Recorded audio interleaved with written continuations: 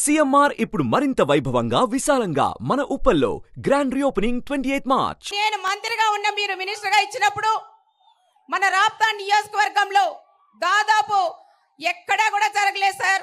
అంత అభివృద్ధి రాప్తా నియోజకవర్గంలో 5,000 కోట్ల రూపాయలతో ఇక్కడ అభివృద్ధి చేసిన ఘనత మన అన్న చంద్రబాబు నాయుడు గారికి కూడా దక్కుతుందని చెప్తున్నాం.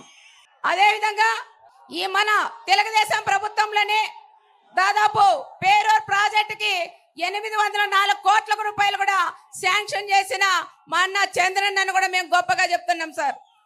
చేసిన తర్వాత మన ప్రభుత్వం పోయినాక కనీసం ఎక్కడిదక్కడే ఆగిపోయింది. రైతాంగం అంతా ఈ రోజు ఇబ్బందులు పడుతున్నారు సార్.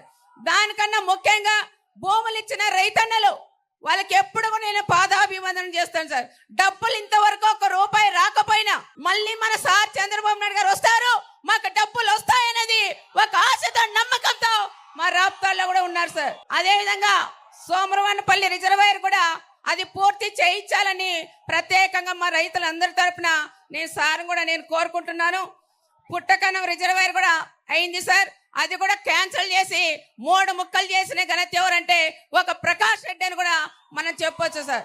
ఇదే సభలో ఇక్కడే రాప్తాల్లో ఒక సైకో సీఎం, ఒక ముఠా సీఎం కూడా ఇదే సభలో ప్రకాష్ రెడ్డిని కూడా పక్కన పెట్టుకొని నేను ప్రాజెక్టులు కూడా నేను పూర్తి చేస్తాను, దాదాపు పిల్లకాలు కూడా చేపిస్తాను, 1,00,000 ఎకరాలకు నీళ్లు ఇస్తానని ఆ రోజు సీఎం చెప్పారు సార్. ప్రకాష్ రెడ్డి కూడా చెప్పారు. మా రైతులు ఇప్పుడు అడుగుతున్నారు, మాకు పిల్ల కాలువలు ఇచ్చావా, పిల్ల కాలువలు ఇవ్వకపోతే నేను భీషం తీసుకుంటానని కూడా ఆ రోజు ప్రకాష్ రెడ్డి కూడా చెప్పారు సార్. ఎందుకంటే ఏదో సులభం అనుకుంటారు, ఏది చెయ్యాలన్నా మన అన్న చంద్రబాబు నాయుడు గారు చేయాలి తప్ప ఏ ప్రకాష్ రెడ్డి కాదు.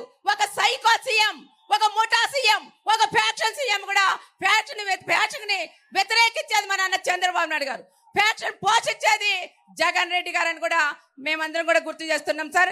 ఇదే నియోజకవర్గంలో దాదాపు 3,000 పైన నాతో పాటు నా కొడుకుతో పాటు ఎంతో మంది కార్యకర్తల మీద 3,000 కేసులు పెట్టిన ఘనత కూడా ఈ రాప్తాడికే జరుగుతుంది సార్.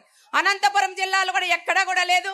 రాప్తాలోనే ఏ చిన్న విషయం జరిగినా కేసులు పెట్టడం, పోలీసులు కూడా వన్ సైడ్ ఉండి చాలా ఇబ్బందులు కూడా పెట్టారు సార్. కానీ ఏ ఒక్కరు కూడా భయపడుకోకుండా ధైర్యంగా కూడా ఉండిన కార్యకర్తలు ఎక్కడంటే మా రాప్తా నియోజకవర్గం అని కూడా నేను ప్రత్యేకంగా సార్ కూడా నేను తెలియజేస్తున్నాం. అదే విధంగా సార్ జాకీ పరిశ్రమ కూడా మీరు తీసుకొచ్చారు. తెచ్చిన తర్వాత మెటీరియల్ దిగింది, వర్క్ కూడా జరిగింది సార్.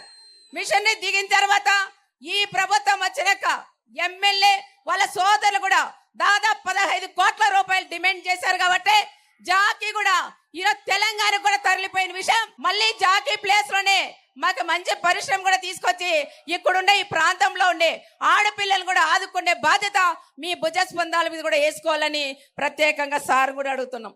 సుమన్ టీవీలో మీ పర్సనల్ అండ్ బిజినెస్ ప్రమోషన్స్ కోసం కింది నెంబర్ కి కాంటాక్ట్ చేయండి.